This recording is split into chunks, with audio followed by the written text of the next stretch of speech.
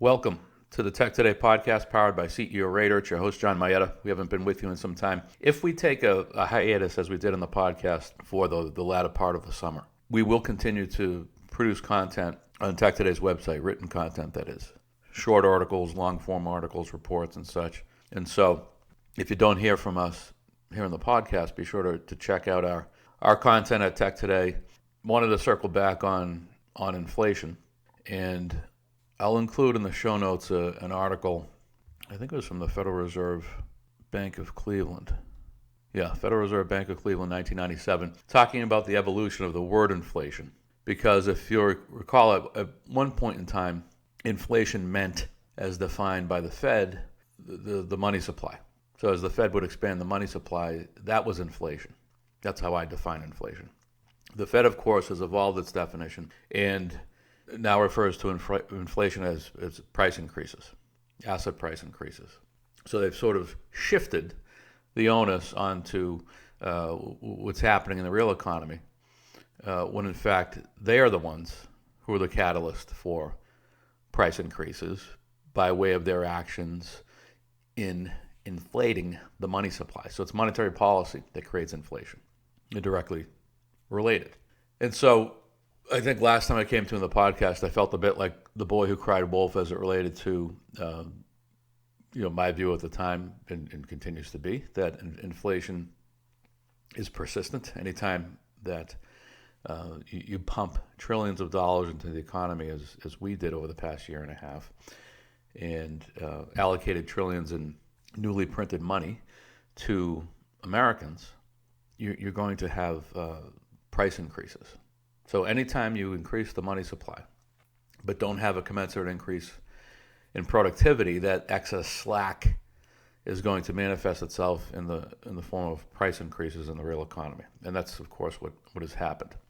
And the Fed has stated over the past number of months, of course, that those price increases are transitory, and we've been steadfast since last year in saying, no, those price increases will be persistent.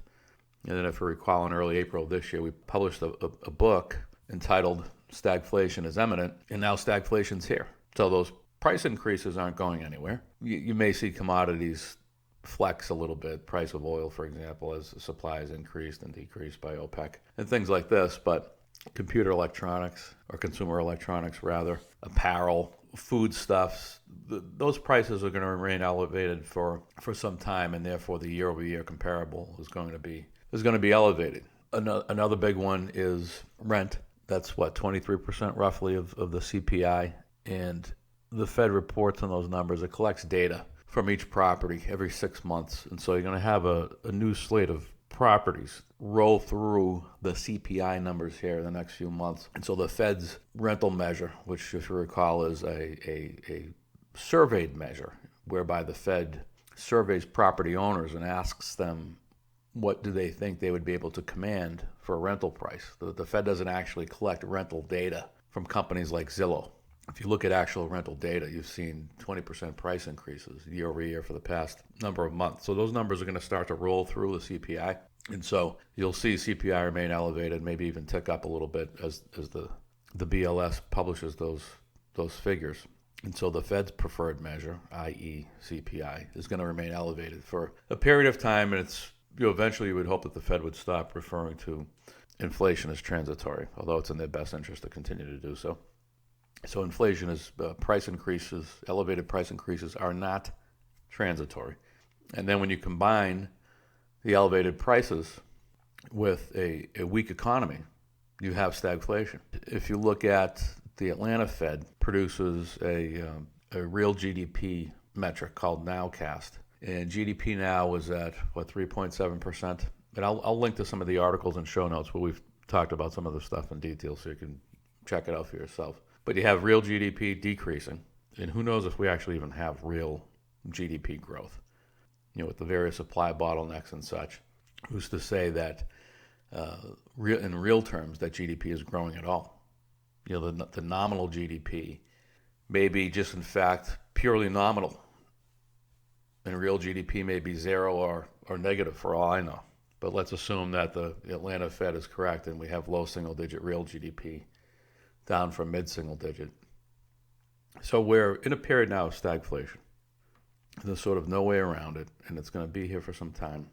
And it's going to be interesting now if the Fed decides to tighten into a slowing economy. That for sure will wreck the markets. The equity market has a substantial amount to fall, in our view. And I do think for sure, and we've written about this as well, I do think for sure you'll see tightening on the mortgage-backed security side. As far as the $80 billion in treasuries, I think you're going to have to wait for that $3.5 trillion deal to get through Congress. If it gets through, then the Fed's going to be the buyer. I don't think you're going to see China or Japan want to absorb trillions of dollars in new treasury issues. So the Fed would be the primary buyer of that $3.5 trillion. So why would you tighten Treasury purchases?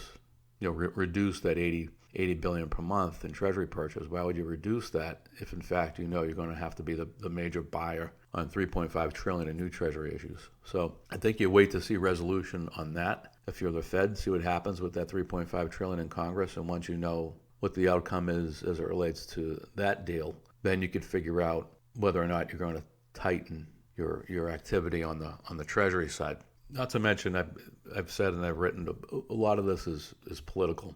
I think Powell wanted more than anything to get reappointed Fed chair, which would happen in February of 2022. And so he didn't want to tighten ahead of having confidence that he would, in fact, be reappointed.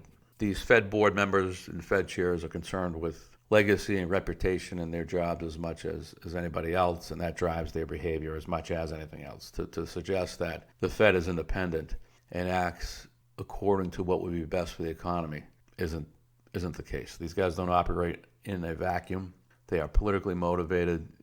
We're on the record as saying that the Fed is in fact an appendage of Treasury, and that it wants inflation at the moment. Price inflation is the Fed's friend, because as the prices of finished goods and services increases, so do the tax revenue. And those increased tax revenues can be applied to the interest service expense, which remains fixed. And so, with all the new debt that the fiscal side has piled on, the Fed is doing the fiscal side a favor by creating price increases, i.e. inflation in the economy.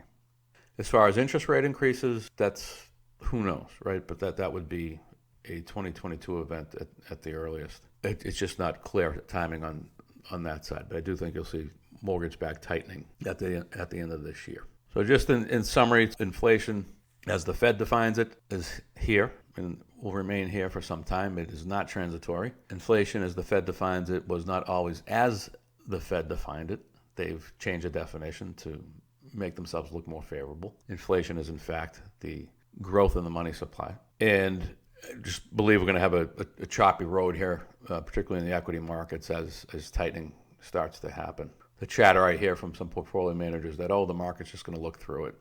Not going to happen. The market is so elevated, some of these names have 60, 70, 80, 90% to fall, particularly these high growth, momentum, zero cash flow companies that rely on elevated prices to raise capital to keep the business going. I'm thinking about some of these SPACs in particular.